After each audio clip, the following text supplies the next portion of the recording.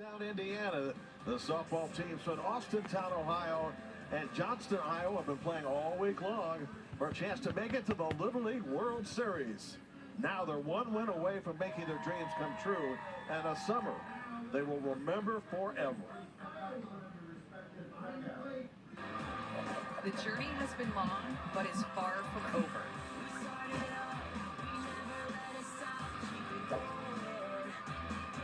These girls have given it all they got, representing their hometowns. That kind of electric atmosphere is what we have to look forward to. They will remember this forever. Now it's time to put it all on the line.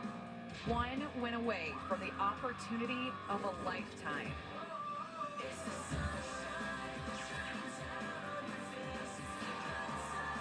A trip to the Little League Softball World Series for a summer they will remember forever. Midway Little League, your World Series champions! Welcome to the Little League Softball Regionals on ESPN, presented by Dick's Sporting Goods.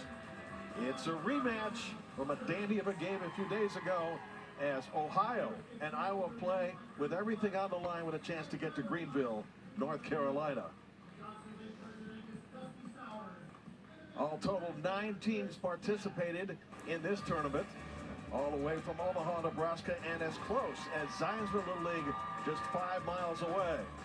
And with the 9 teams in mind, 7 have been eliminated, just 2 standing right now between Iowa and Ohio. Back to Sunday, as aforementioned, scoreless because it was a pitcher's duel all the way. Hamley versus Haxton. But eventually, Iowa was going to break through. And it came in the 8th and 9th innings, putting together 8 runs and sending 18 girls to the plate. Iowa, with the win, undefeated still. And after that, Ohio fighting its way back. Jim Barber, Kenzie Fowler, who started for Arizona many years back. Well, a lot of people want to know, in Little League Softball, would you call this a revenge game? Absolutely. This was the opening round matchup, and here we are again. 2 teams, completely different paths. You look at the winner's bracket, they're undefeated like you talked about, Iowa. They won that game against Ohio, and they've had it pretty easy. This is only their 4th game. So on the flip side, you look at Ohio, they have had to do it the hard way. 5 games in elimination. No matter the path, this is what it all comes down to. Who is punching their ticket to the World Series? And we should mention Hannah Banana celebrating her 13th birthday today. That's Hannah Haxton, so let's show us a picture about her a little earlier. Hannah Haxton, very much vibes of Rachel Garcia, Val Cagle, Shohei Ohtani, whatever your reference. This is the two-way star for Iowa. She bats in the middle of the lineup, and she is their ace in the circle. So if I'm Ohio, this is the player I'm not going to let beat me when it comes down to the clutch moments, because she has been that clutch player this entire week for Iowa. Iowa's mentioned a perfect 3-0 to this point, having scored 28 runs and yielding just 12, even though its game against Missouri gave up 8 in a 4-run win by a score of 12-8.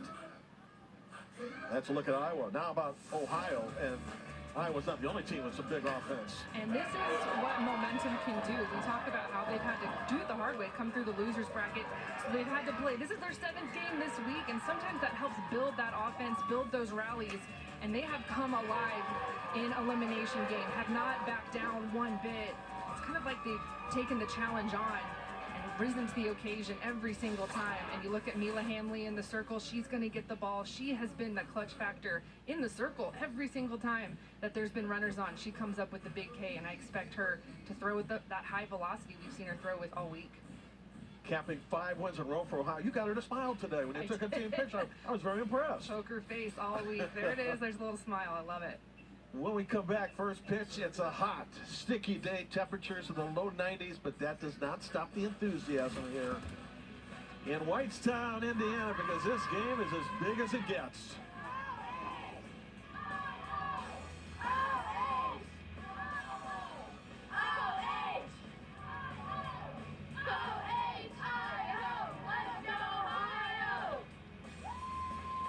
Want to know about play a little golf at Top Golf, which is near Fishers, Indiana.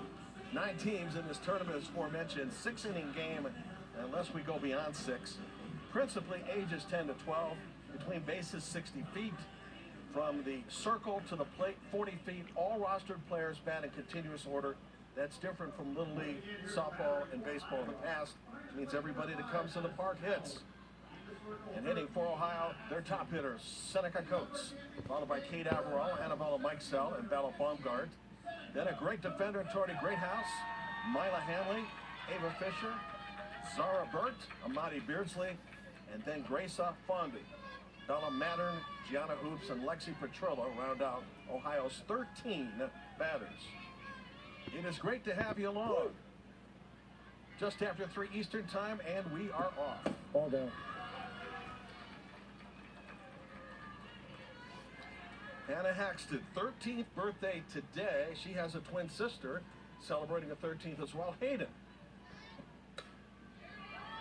To right field and dropping, base hit. Good start for Seneca Coates, who has 9 hits in this regional so far, Kenzie, and has been an impossible out. She's the best hitter on this team for Ohio, and bats in the leadoff spot, just so consistent. She has the ability to slap as well. I love there's a little dab there to get her team going. It's just what she's been able to do this entire week. And with that little dab to do you, she's on first base with nobody out for Kate Averill, the shortstop. Oh, just that. And as Kenzie mentioned, Ohio's come a long way since Sunday, having to play twice a couple of days ago in double and elimination fashion in order to make it to the championship game. Kate's 13 years of age, wears 99, waves at that one for a strike. Okay. What? Sean Niddle is our home plate umpire. Michael Miller at first, Oscar Rios at second, and Mark Sauer at third. By the way, and his dad is here today. That's Jared, who coached the team a couple of years ago in the regionals. And Mom Jen, Sister Kendall, and Sister Hayden are enjoying themselves in Hilton Head. And I'm sure viewing the broadcast. Absolutely, especially Hannah's birthday, and chatted with her before the game. I was kind of joking with her, is this your golden birthday? Because she wears number 13, she's turning number 13, so kind of your golden softball birthday if you kind of want to rework it, but big day for her. She is excited.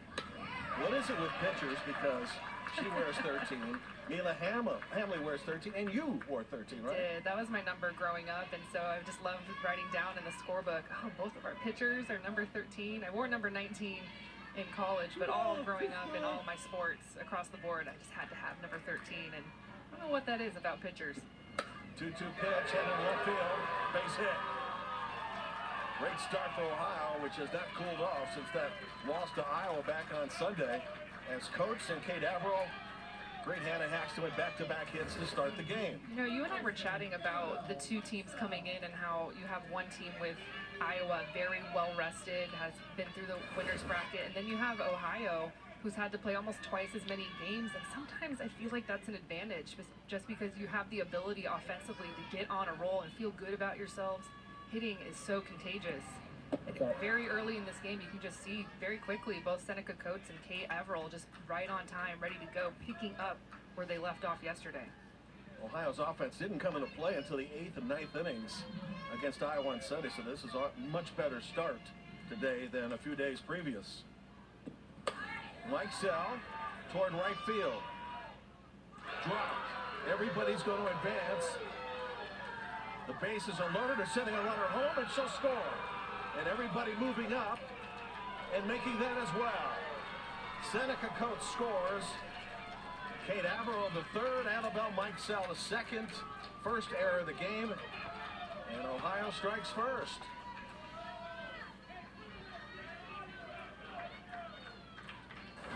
Unfortunately here for Iowa, this ball has to be caught. Just a little bit off of the glove, overrunning it, and then to me the heads-up base running for Ohio. Seneca Coates, she was on her horse the entire way, never stopped rounding third, a continuous call from her third base coach there to score, scores easily, and another runner 60 feet away with no outs here in the first. Right fielder is Brecken Moss. You have to wonder, with the full sun in play now, did that bother her? Come back into the pitcher. They've got the runner held up. Between third and home, that's the way to play it, to chase him back.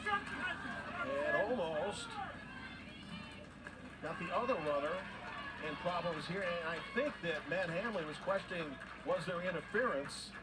And apparently there is not, so.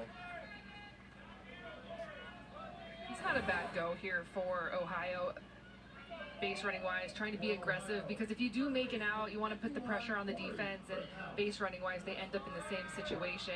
Runners at second and third, forcing Iowa to make a play, getting an out. Brings up Torrey Greathouse, so Bella Baumgart is at second, and about Mike Sell at third. Kate Averill cut down between third and home. Fifth batter already to go to the plate in the inning. There's the superstition for Torrey. Let's help her defense because she is splendid with a glove. Nothing seems to get past her at first base.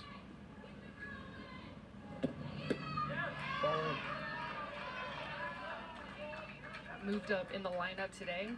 We've been talking about her play defensively all week. Seen a couple of Sports Center worthy plays and snags over at first, but rewarded here on the championship game, getting bumped up to the 5-hole. RBI situation here. She goes around, 2 balls and a strike. Let's set the coaching staff on the bases. Matt Hamley's the manager at third base. Over at first base is Brian Mattern.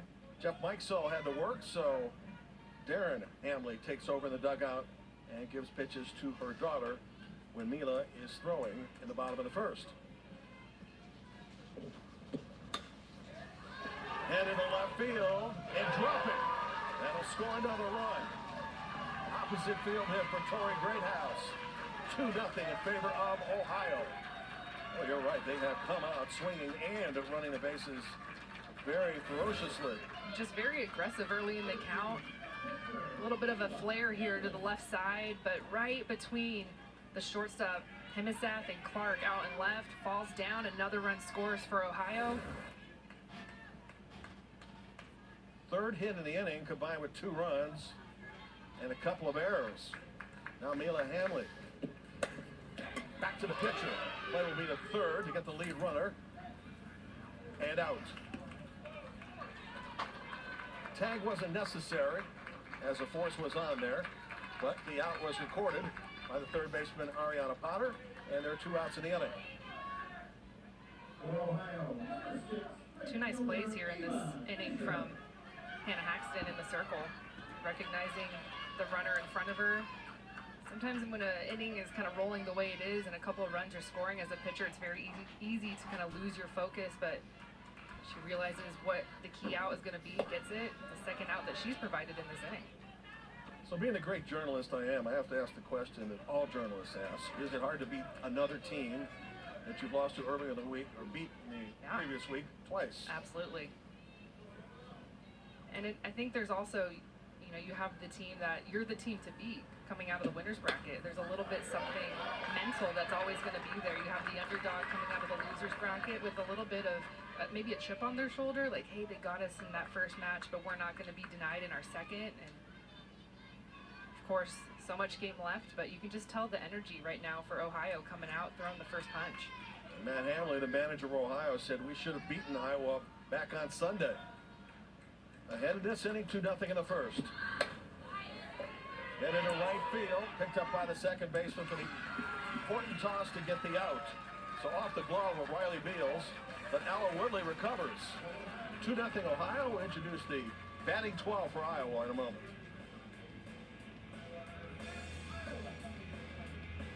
Let's take a look at Iowa's batting order. Addison Haddle is hitting .700. She will lead off. Olivia Hemisath second. Avery Toyne, the right-handed swinger, third. Rest of them are righties as well. Hannah Haxton in the cleanup spot.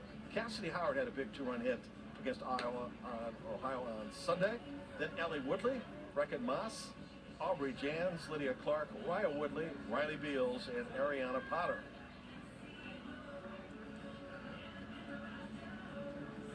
Well, we've seen a lot of this lady, Mila Hamley. She threw a ton of pitches the other day in the loss to Iowa, some 159. She's been fun to watch. I think she's the hardest thrower in this regional, and she's had to pitch the most innings, that's for sure, because this team has had to kind of rely on this arm. She's been so steady, has swung a good bat as well offensively, but what she's been able to do in the circle, I've just loved her composure. She brings the heat, throws it high in the zone. Doesn't really need a changeup, doesn't have it, but she was dominant yesterday with 8 strikeouts. And we mentioned the fact she smiled, and we said that because she is stone-faced out there, which is good. I mean, she's got a great temperament, doesn't show you much reaction at all, whether things are good or not so good.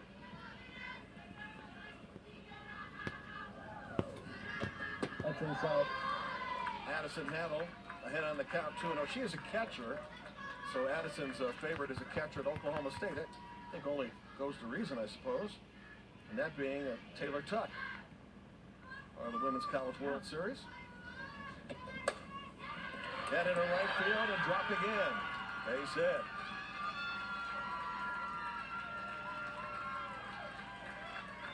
We talked about Addison Handel hitting 500 this week, and she's the youngest player on this Iowa team.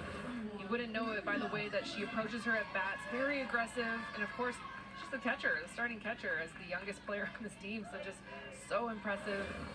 Love watching her play this whole week. And she's followed down by Olivia Hemaseth, hitting in the number 2 position, slapping this one foul. Very active first inning compared to what we had on Sunday, where we had 7 innings of scoreless softball. Took a little more than an hour. When we went to extra innings, we finished a total of 2.5 hours. Avery Toy to follow.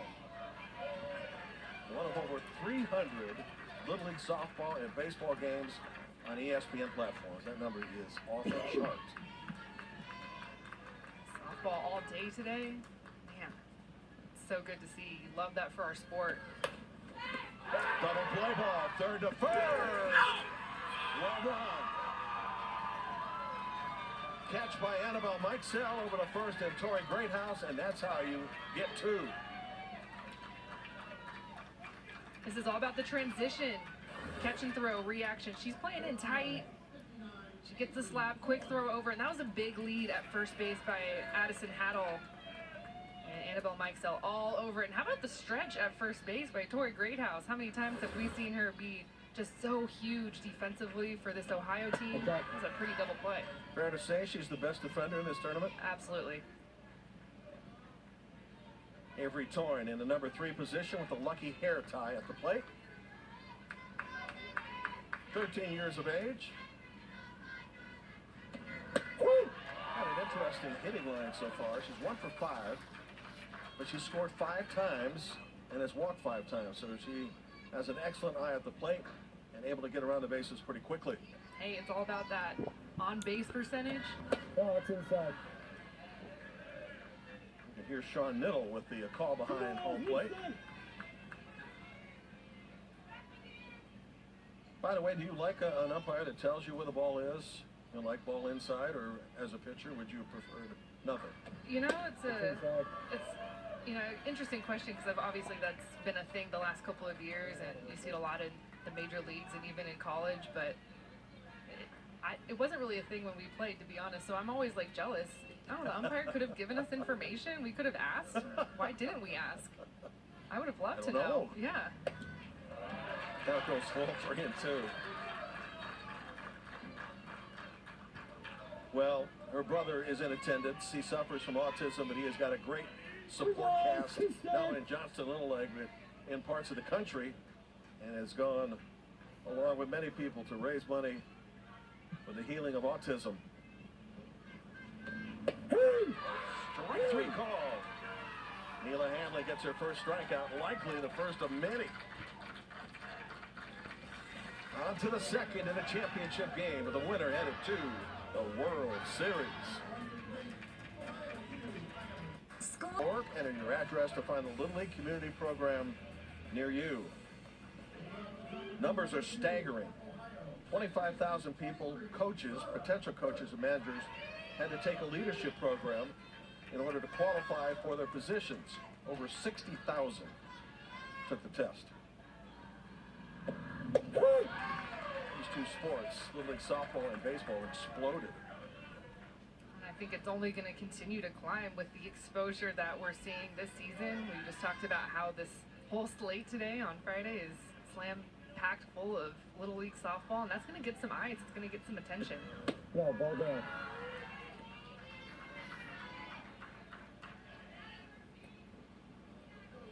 Chat with parents and family members. It's other than parents, exposure itself is fascinating to them, particularly if their little one has not been on television. Headed to right field and dropping. Zara Bird starts the second for Ohio with a hit. Fourth hit for Ohio in just an inning plus. Left fielder, number 9, Amani Beardsley. The right fielder Amani Beardsley comes up. Ohio set 7 to the plate in the first. Already batting with her second one here in the second. For good luck, she gives a special little kid a hug before the game. That's sweet. Oh, I love that. Yeah, I do too. Slow roller, gonna be a tough play. First base is covered though pretty quickly. And as a result, 1 out. So Riley Beals does the right thing. Zara Burt advances to second, brings up Grace Fonda. A productive out there from Beardsley. Almost as good as a sac bunt. Yep.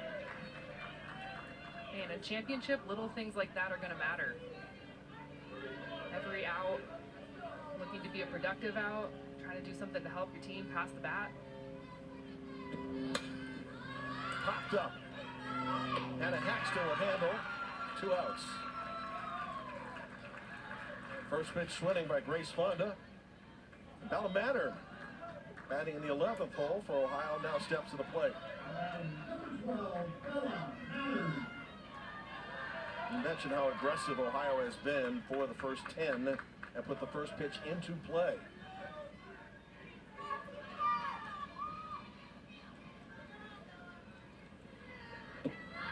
Ordinarily, you would say they came off the bus swinging, but all of them were ride by van. I know this because I love the decorations on the van. Look, it's just a product of the elimination and how many games they've had to play. Talked about this earlier, but hitting is contagious. You get on a roll, and it feels comfortable.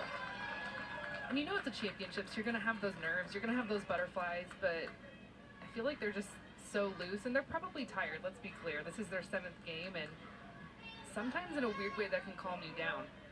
Really? Absolutely. If you're well rested, sometimes you get a little tight. 1-1 pitch with 2 outs and a runner at second. Out of a half swing, tough play for Haxton.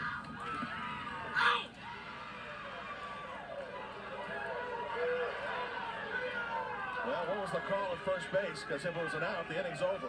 And it doesn't matter. Yep. Bella Mattern is retired. Everybody got pretty excited about that. And I think Matt Hamley may be challenging the play at first.